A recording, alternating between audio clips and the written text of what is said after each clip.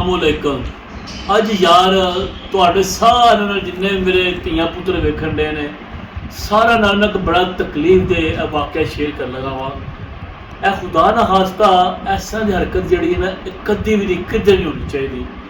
ए वेखो तुसी ए सुथरा पंजाब दे मुलाजमीन ने मस्जिद दे अंदर चले गए ने, मिंबर रसूल सल्लल्लाहु अलैहि वसल्लम जाके बैठ गए ने, जिहदे उत्ते साडे मस्जिद कारी हजरात जुमा आउंदा खुतबा करते हैं, बैठ के तकरीर करते हैं। यह एक तकद्दस है, ये बड़ी मुकद्दस जगह है, साडे मुसलमानों वास्ते बड़ी काबिल एहतराम जगह है। सुथरा पंजाब वाले मुलाजमीन सफाई वाले जिहड़े हैगे ने ये खुदा का शुक्र है कि मुसलमान ने, लेकिन इन्ना शौर नहीं हैगा। ये मस्जिद के अंदर गए ने, अंदर जाके एक मुलाजम जिहड़ा हैगा मिंबर रसूल दे डायरैक्ट जाके बैठ गया।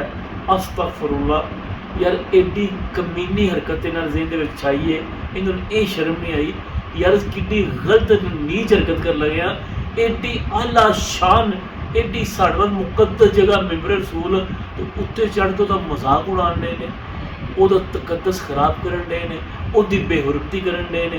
एक तकरीर कर रहा है, एक जिहड़े साडे कारी हजरात ने जिहड़े साडे आलमे दीन ने उन्हां दा मजाक उड़ा रहा है, उस तरह की हरकत कर रहे हैं। दूसरे आके उधर रुपये सड़ते हैं, थले नारे लगा रहे हैं, हूटिंग कर रहे हैं। यार की करिए यार, यह साडा कल्चर है, यह सानू जो सिखाया है ऐसे सीखिया वे कि मस्जिद का एहतराम कितना है, मिंबर रसूल का एहतराम कितना है। किदे अगे जा गल करिए, किनों असी कहिए कि ऐसा दी जिहड़ी बेशऊर कौम हैगी है, ये किंज भर्ती हो जाते हैं। यार मैनूं समझ लगदे कि सफाई वाला भी जिहड़ा हैगा मुसलमान जिहड़ा कम अज़ कम उन्हों का भी मैरिट रखो, कम अज़ कम मैट्रिक तलीम मिडल प्राइमरी ये कुछ भी नहीं हैगी। इन्होंने शौर ही नहीं आता। असल च यह हरकत जोड़े घर की चार दीवार के अंदर जी तरबियत होती है ना, वो जाहिर करदियां ने कि घर के किन्ना को दीन सिखाया जाता है, किन्ना को दसिया जाता है, और साढ़े आलमे दीन ने जड़े उन्होंने की इज्जत है, मिंबर रसूल की की इज्जत है। ये उत्ते साढ़े आप सरकार सल्लल्लाहु अलैहि वसल्लम खुतबा करते रहे ने, खुलफाए राशिदीन खुतबा करते रहे ने। की करिए यार, कि मैनूं समझ लगती कि इन्होंने की सज़ा दी जाए। ये भी किसी माँ का पुत्र ने, असी इन्होंने सेडा सख्त अल्फाज नहीं बोल सकते, फिर भी सानू तकलीफ होती, तरस आ गया। लेकिन बहुत कम ज़रफी है, यदा फौरन एक्शन लेना चाहिए। जिथे भी वीडियो बनी मैनू नहीं पता, लेकिन मैं देखी मैंने बड़ी तकलीफ हुई है कि किस जगह पर जाके मजाक उड़ाया जा रहा है। यार खुदा दे बंदो, यार वेख तो लवो कि जगह किहड़ी हैगी है। इस इलाके जोड़े DC और डिप्टी कमिश्नर ने उन्होंने गुजारिश करने कि इन्होंने पकड़ के सज़ा दी जाए, ताकि पता चलिया जाए इन्हों कि यह मस्जिद मिंबर रसूल का तकद्दस की है, इसका की एहतराम है।